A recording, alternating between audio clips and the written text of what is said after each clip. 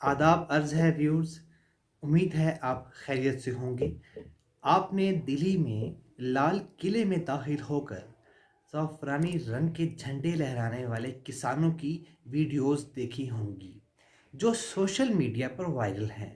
इन videos में कुछ किसान लाल किले पर एक परचम लहराते दिखाई दे रहे हैं। हमें ये झंडे ज़ाफ़रानी और पीले रंग के नज़र आते हैं। इन झंडों की तारीख दिलचस्प भी है और तल्ख भी। आपने देखा और सुना होगा कि इंडिया और पाकिस्तान में सोशल मीडिया पर बहुत से लोग दावा कर रहे हैं, बल्कि पाकिस्तान में तो बग़ैर तहकीक के कई कॉलमनिस्ट ने कॉलम भी लिख रखे हैं कि इन सिख किसानों ने बहादुरी की इंतहा करते हुए लाल किले से इंडिया का परचम उतार कर खालिस्तान मूवमेंट का परचम लहरा दिया।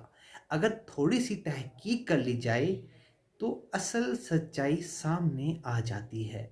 लाल किले पर लहराए गए ज़ाफ़रानी रंग के झंडे के बारे में हमने तहकीक की तो मालूम हुआ असल हकीकत ही कुछ और है।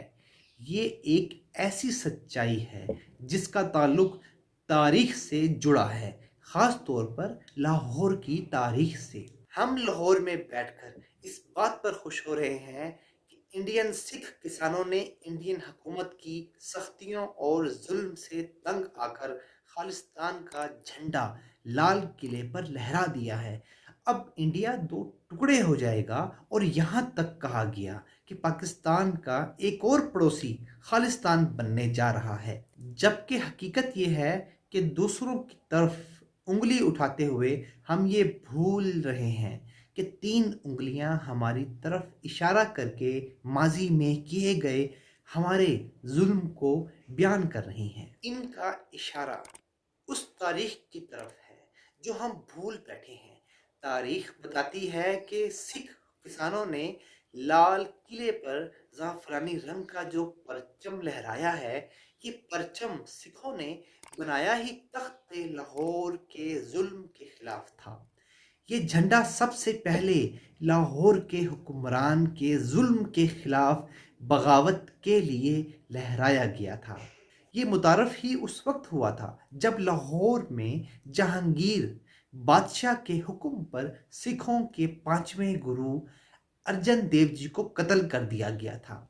ये झंडा सिखों की मजहबी इलामत है जो हर गुरुद्वारे पर लहराता नजर आता है। ये झंडा वक्त के जालिम हुक्मरानों के जालिम फैसलों के खिलाफ एहतजाज की, प्रोटेस्ट की जमहूरी इलामत है। ये खालिस्तान मूवमेंट का नहीं बल्कि सिखों का मजहबी परचम है जिसे निशान साहिब कहा जाता है, यानी कि इस झंडे का नाम निशान साहिब है। सिख मजहब में लफ्ज़ साहिब बतौर एजाज़ इस्तेमाल होता है। निशान साहब को सबसे पहले सिख मजहब के छठे गुरु हरगोबिंद जी ने सिख मजहब में शामिल किया था। सिख रवायत के मुताबिक पांचवें गुरु अर्जन देव जी ने बाल हरगोबिंद जी को एक पैगाम भेजा जिसे गुरु अर्जन देव जी का आखिरी पैगाम कहा जाता है। पैगाम ये था, जाओ और उससे कहो कि वो शाही एजाज का एक ताज पहने, एक फौज रखे और तख्त पर बैठे और अपनी मिसाल कायम करे। सिख किसानों ने नरेंद्र मोदी के दौर में दिल्ली के लाल किले पर यह झंडा लहराकर एहतजाज का अपना जमहूरी हक इस्तेमाल किया है। इंडिया के कानून में ऐसा करना जुर्म नहीं है, लेकिन सिखों ने जब ये झंडा पहली बार जहांगीर बादशाह के इंडिया में अपने हक के लिए बगावत करते हुए लहराया था तो ये इतना बड़ा प्रोटेस्ट था कि हद से आगे जाकर एक बहुत बड़ा जुर्म किया था। हुआ ऐसा था कि जब गुरु जी की रस्म में बाल हरगोबिंद को रवायती तौर पर बाबा बोढ़ा जी ने पेश किया तो उन्होंने कहा, ये सब चीज़ें ख़जाने में रखो, मैं शाही शान शौकत के साथ ताज पहनूंगा और निशान लगा दूंगा, मैं तख्त पर बैठूंगा, एक फ़ौज रखूंगा, मैं भी शहीद हो जाऊंगा, लेकिन इसकी शक्ल इससे मुख्तलिफ होगी जो शहीदों को मैदान जंग में दिया जाएगा।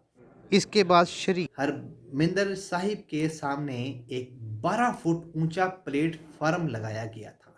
दिल्ली बादशाहत का तख्त 11 فٹ تھا اور انڈیا میں اس سے بلند تخت تعمیر کرنا، اس سے اونچا تخت تعمیر کرنا قابل سزا جرم تھا۔ در حقیقت اس تخت کو 12 فٹ اونچائی پر رکھ کر مغل حکومت کو چیلنج کیا گیا تھا۔ گرو بادشاہ کے وقت اس کا رنگ زعفرانی کیسری تھا، لیکن 1699 میں خالصہ کی تعمیر کے بعد نیلے نشان کا بھی استعمال کیا گیا۔ اسے اس وقت قحط کا جھنڈا بھی کہا جاتا تھا۔ کیسری نشان صاحب دراصل سکھ مذہب کی آزاد شخصیت کی علامت ہے۔ یہ ایک مذہبی علامت ہے۔ یہ جھنڈا ہر گردوارے یا سکھ تاریخ سے وابستہ مقامات پر نصب ہے۔ لال قلعے پر جس کیسری نشان والا پرچم لہرایا گیا ہے وہ کسی سیاسی جماعت یا سیاسی تحریک کا جھنڈا نہیں، بلکہ سکھ مذہب کی علامت ہے۔